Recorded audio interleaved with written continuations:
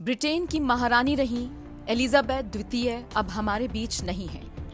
8 सितंबर को उन्होंने आखिरी सांसें ली और इस दुनिया को हमेशा हमेशा के लिए अलविदा कह दिया। सोमवार यानी कि आज राजकीय सम्मान के साथ क्वीन एलिजाबेथ द्वितीय का अंतिम संस्कार किया जाएगा, जिसको लेकर पूरी तैयारियां कर ली गई हैं। बताया जा रहा है क्वीन के अंतिम संस्कार में लगभग 500 राष्ट्राध्यक्ष शामिल होंगे। कुछ देशों के क्वीन और किंग भी अंतिम संस्कार में शामिल होने के लिए आ सकते हैं। वहीं दूसरी तरफ बात अगर भारत की करें तो भारत की राष्ट्रपति द्रौपदी मुर्मू लंदन में हैं और वो भी अंतिम संस्कार में शामिल होंगी। बता दें आपको, अमेरिकी राष्ट्रपति जो बाइडेन को इस अंतिम संस्कार में शामिल होने का न्योता दिया गया है। इसके अलावा बेल्जियम, स्वीडन, नीदरलैंड और स्पेन के राजा रानी भी इसमें शामिल होंगे। हैरानी की बात यह है कि कई देशों को निमंत्रण नहीं दिया गया है और इन देशों में रूस, बेलारूस, म्यांमार, ईरान शामिल हैं। माना यह जा रहा है कि यूक्रेन पर रूस ने जिस तरह से हमला किया, उसकी वजह से उसके राष्ट्रपति व्लादिमीर पुतिन को नहीं बुलाया गया है। और सबसे हैरानी की बात तो यह है कि चीन को बुलाने पर भी सस्पेंस बना हुआ है। अब तक ये जानकारी नहीं मिली है कि ब्रिटेन की तरफ से महारानी के अंतिम संस्कार में चीन को बुलाया गया है या नहीं, शी जिनपिंग को न्योता भेजा गया है या नहीं। वैसे आपको बता दें, फ्रांस, ब्राजील, न्यूजीलैंड, श्रीलंका, तुर्की इन देशों के राष्ट्रीय अध्यक्ष भी पहुंचेंगे।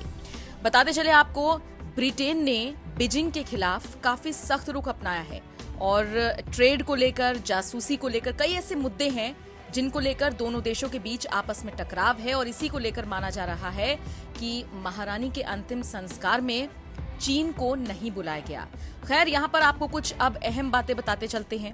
जैसे ब्रिटेन में पिछले 57 सालों में ये पहला राजकीय अंतिम संस्कार है। इससे पहले 1965 में ब्रिटेन के पूर्व प्रधानमंत्री विंस्टन चर्चिल का अंतिम संस्कार किया गया था। क्वीन के बारे में आपको एक बहुत अहम जानकारी देते चलते हैं। अपने शासनकाल के दौरान क्वीन 15 देशों की राज प्रमुख रही। उनके जाने के बाद अब उनके बेटे चार्ल्स किंग बने हैं। बहरहाल ये जो अंतिम संस्कार है, इसको लेकर तैयारियां पूरी कर ली गई हैं। सुरक्षा के चाक चौबंद इंतजाम किए गए हैं और ये सुरक्षा कितनी ज्यादा चाक चौबंद रहने वाली है, इसका अंदाजा आप इसी से लगा सकते हैं कि जितने भी राष्ट्रीय अध्यक्ष हैं उनको कमर्शियल फ्लाइट से आने के लिए कहा गया है और अंतिम संस्कार वाली जगह पर निजी कार के बजाय बस से जाना होगा। बहरहाल उम्मीद यही कर सकते हैं और दुआ भी कि क्वीन के जाने के बाद उनका परिवार इस दुख से जल्द उबर जाए। निश्चित तौर पर उनका जाना एक बड़ी क्षति है और उनके परिवार को इससे उबरने में वक्त लगेगा, लेकिन उम्मीद यही की जा सकती है कि जल्द से जल्द वो इस दुख से उबरें, भगवान उनको इतनी शक्ति प्रदान करे।